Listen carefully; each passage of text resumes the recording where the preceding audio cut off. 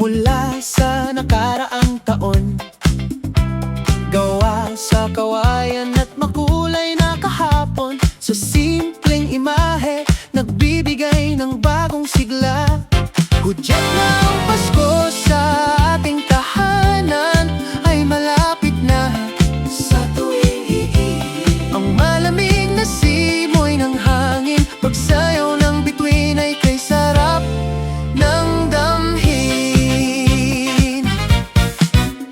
Ang parol ay ang tanging gabay ngayong gabi, nagpapaalala na ang pag-asa ay laging katabi. Kahit saang sulok man ng mundo, tayo mapadpad sa liwanag ng ating Pasko. Mga pangarap ay matutupad.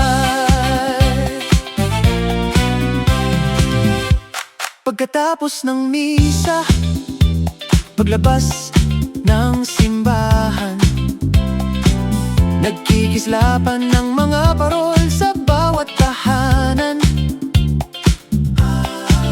Kahit payak lang ang pagdiriwang at kapaligiran, ang yakap ng ating pamilya, ang tunay na kayamanan. Tumutunog ang kampana, sabay ng awit sa kalye.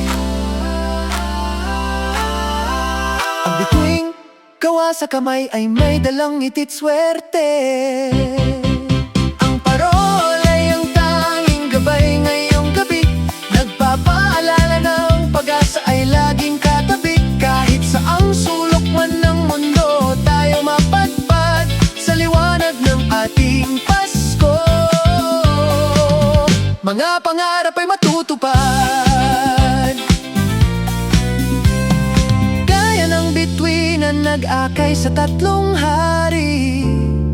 Noong araw, ang liwanag ng parol sa puso'y hindi na maglalahot, mawawala.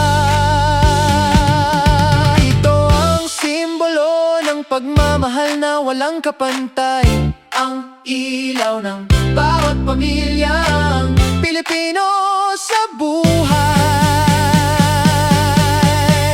Ang parol ay ang tanging gabay ngayong gabi, nagpapaalala ng pag-asa ay laging katabi. Kahit saang sulok man ng mundo, tayo mapadpad sa liwanag ng ating Pasko. Mga pangarap ay matutupad.